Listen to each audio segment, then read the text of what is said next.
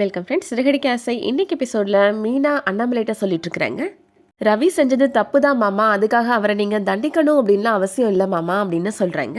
அவரை மன்னிச்சு நீங்கள் குடும்பத்துக்குள்ளே ஏற்றுக்கிட்டீங்கன்னா 4 பேர் உங்களை நல்ல விதமாக தான் மாமா பேசுவாங்க, அந்த நல்ல பேர் உங்களுக்கு கண்டிப்பாக கிடைக்கும் மாமா அப்படின்னு சொல்கிறாங்க. விஜயா ரொம்ப சந்தோஷமா ஆமாம் மீனா சொல்கிறது கரெக்டு தான் அப்படின்னு சொல்கிறாங்க. பேசுகிறது எல்லாத்தையும் இப்போ பேசுகிறாளேன்னு சொல்லிட்டு ரொம்ப சந்தோஷமாக கேட்டுட்டு இருக்கிறாங்க.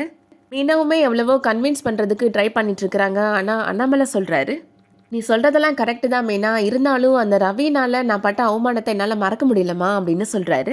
அவன் அவனோட வாழ்க்கையை பார்த்துட்டு போயிட்டான், அவன் அப்படியே போயிடட்டும் அப்படின்னு சொல்லிடுறாரு. நீ முடிவெடுத்தது தான்ப்பா கரெக்டு அப்படின்னு சொல்லிடுறாரு முத்து. ஒரு பக்கம் ரவியும் ஸ்ருதியும் ஹோட்டலுக்கு சாப்பிட்றதுக்காக போயிருக்கிறாங்க. நீ ஏன் இன்னும் அமைதியாகவே இருந்துட்டுருக்குற அப்படின்னு கேட்குறாங்க ஸ்ருதி. ரவி, என்னோட ஃபேமிலியை நான் ரொம்ப மிஸ் பண்ணுறேன்ற மாதிரி பேசுகிறாரு. நம்ம 2 பேரும் உன்னோட வீட்டுக்கு போவோம் அப்படின்ற நினைப்பு இருந்துச்சுன்னா அதை இப்பயே டெலீட் பண்ணிடு ரவி அப்படின்னு சொல்கிறாங்க ஸ்ருதி. எல்லாரோட சேர்ந்து இருக்கிறப்ப நம்ம எல்லாருக்கும் அட்ஜஸ்ட் பண்ணிட்டு இருக்கிற மாதிரி இருக்கும், அதெல்லாம் என்னால் முடியாது அப்படின்னு சொல்கிறாங்க. அதுவும் உன்னோட அண்ணன் இருக்கிற இடத்துலலாம் என்னால் இருக்கவே முடியாது அப்படின்னு சொல்கிறாங்க.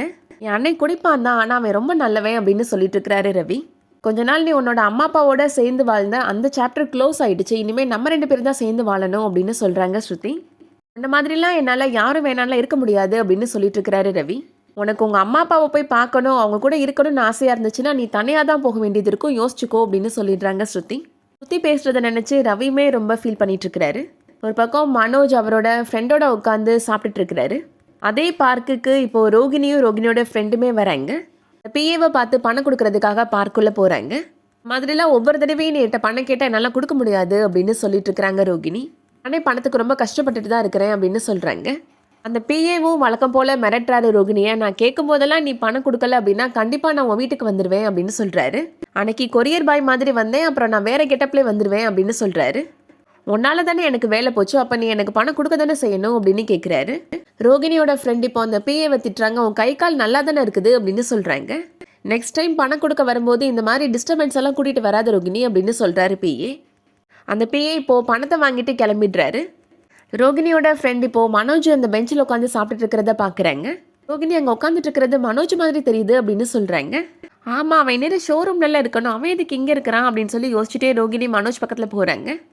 ரோகிணி அங்கே இருக்கிறத பார்த்ததும் மனோஜ் என்ன பண்ணுறதுன்னு முழிக்கிறாரு. ஷோரூமில் இல்லாமல் இங்கே என்ன பண்ணிட்டு இருக்கிற மனோஜ் அப்படின்னு கேட்குறாங்க ரோகிணி. இந்த தடவை மனோஜ் ரோகிணிட்ட நல்லா வசமாக மாட்டிக்கிட்டாரு அப்படின்னு நினைக்கிற நேரத்தில் இப்போ நல்லா பொய் சொல்லி சமாளிக்கிறாரு மனோஜ். கூட உட்காந்து யார் சாப்பிட்டுட்டு இருக்கிறாங்க அப்படின்னு கேட்குறாங்க ரோகிணி. அவர் என்னோட கிளைண்ட்டு தான் அப்படின்னு பொய் சொல்லி சமாளிக்கிறாரு மனோஜ். அவர் கார் வாங்கணும்னு சொன்னார், அதனால தான் இங்கே வச்சு பேசிகிட்டு இருக்கிறோம் அப்படின்னு சொல்கிறாரு. ஷோரூமில் வச்சு பேசினா கமிஷன் காசு கம்மியாக கிடைக்கும், இங்கே வச்சு பேசுகிறப்ப நமக்கு அதிகமான கமிஷன் வரும் அப்படின்னு சொல்கிறாரு. மனோஜ் சொல்கிற பொய்யை உண்மைன்னு நம்பிடுறாங்க ரோகிணி. நீ சொல்கிறது நல்ல ஐடியாவாக தான் இருக்குது மனோஜ் அப்படின்னு சொல்கிறாங்க. இந்த டைமில் பார்க்குக்கு நீ எதுக்கு வந்த அப்படின்னு கேட்குறாரு மனோஜ். ரோகிணி சொல்கிறாங்க, என்னோட ஃப்ரெண்டுக்கு வீட்டில் மாப்பிள்ளை பார்க்குறாங்க அப்படின்னு சொல்கிறாங்க. அந்த மாப்பிள்ளை இவளை பார்க்கணுன்னு சொன்னாங்க, இவள் தனியாக வரதுக்கு கூச்சப்பட்டுட்டு என்னையும் கூப்பிட்டா அப்படின்னு சொல்கிறாங்க. ரோகிணி மனோஜும் ஒருத்தருக்கு ஒருத்தர் மாற்றி மாற்றி போய் சொல்லிட்டு இருக்கிறாங்க. என்னைக்கு 2 பேரும் வசமாக மாட்ட போகிறாங்கன்னு தெரியல. நான் வேணா உன்னை பியூட்டி பார்லரில் ட்ராப் பண்ணட்டுமா அப்படின்னு கேட்டுட்ருக்கிறாரு மனோஜ்.